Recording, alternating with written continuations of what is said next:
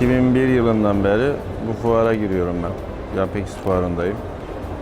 İzmir'e katıldım. İtalya'ya katıldım. Hanedan Şömine sadece Hanedan Şömine'den oluşan bir firma değil. Kuruluşu esas taş üzerine, fabrika Hanedan Mermer. Türkiye geneline toptan taş satıyor ama bunu da aynı zamanda şömine sektörüne 95'te girdim. Antalya'da şömineyi tanıtan, şömineyi insanlara iyi bir şekilde anlatan firmayız.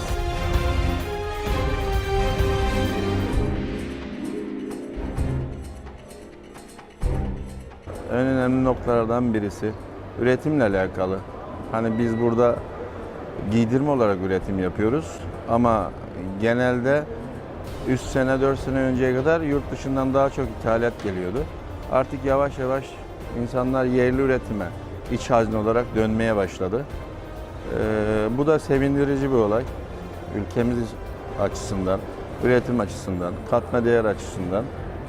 Hakikaten buna çok ben firma olarak, şahsım olarak çok seviniyorum. Hani inşallah bizde öyle bir projemiz var. Hazne üretim projesi, hazneyle, sobayla birlikte.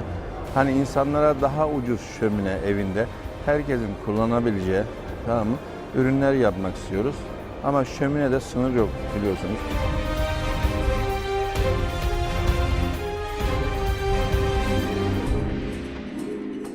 3.000 liradan 5.000 liradan barbikesinden başlıyor. En ucuz 6.000 liradan başlayarak şömine, yani şömine 50-60 bin liraya kadar çıkabilen bir ucu açık bir sektör. Bunun yanında soba, elektrikli hazne, işte bioetanol katı, bitki yakıt olarak. Hani bacası olmayan evlerde bitki yakıtı ve elektrikliyi zaten şey yapıyor.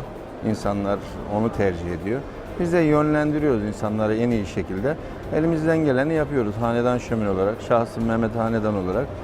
Sektöre faydalı olmaya çalışıyorum. Hanedan Şömine'de kalitesini günden güne daha iyi şekilde taşıyarak hizmet veriyoruz.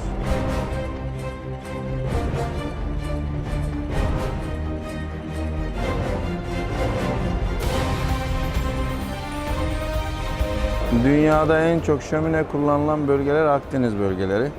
Niye daha çok tercih ediliyor? Antalya'da kış 3 ay. Hani şömine en ucuz yakıt odun. Sistematik olarak odun daha ucuza geliyor.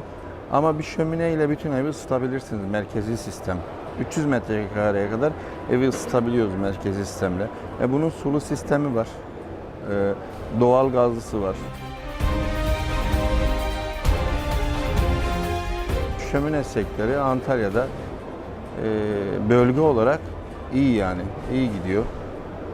İnsanlar villa yapımı çoğaldık sıra şöminede, dublekslerde olsun. Hani birebir evlerde daha çok tercih ediliyor. İnsanlar bahçeli evler olsun.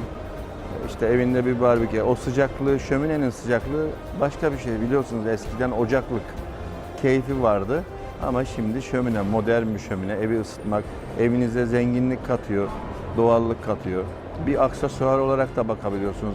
Eğer gerçekten kaliteli bir şömine yaptırırsanız karşısına oturup keyiflice seyredip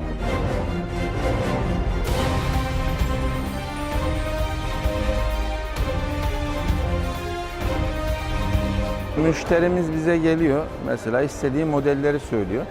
Biz de önce diyoruz ki yer keşfi yapıyoruz. Yerine ne uygun? Onun üzerinden ilerliyoruz. Yer keşfinde mesela müşterinin evi diyelim ki 70'lik bir hazne istiyor ya da 80'lik, ona göre götürüyoruz. Seçenek çoğaltıyoruz. İthalinden, yerlisinden, dökümünden, çeliğinden bütçesine göre işini yapmaya çalışıyoruz müşterinin en iyi şekilde. Oradan ilerliyoruz. İstanbul olsun, Fethiye olsun, Isparta olsun, Burdur olsun, Ankara olsun. Nereden olursa bizim yetişemediğimiz yere de bizim arkadaşlarımız var o bölgede bu işi yapanlar, yakın olanları yönlendiriyoruz. Antalya'da yeni sanayinin altında fabrikamız var, üretim. Sadece şömine üretimi değil, fabrika aylık 10.000 metrekare üretim yapan bir fabrika.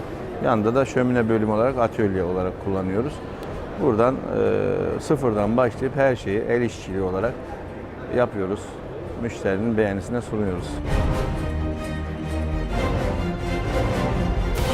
Ücretsiz keşif hizmetimiz de var. Şayet öyle bir talebiniz olursa bilgilerinizi alabilirim ben. Fuardan sonra gelip bir yerinize bakabiliriz.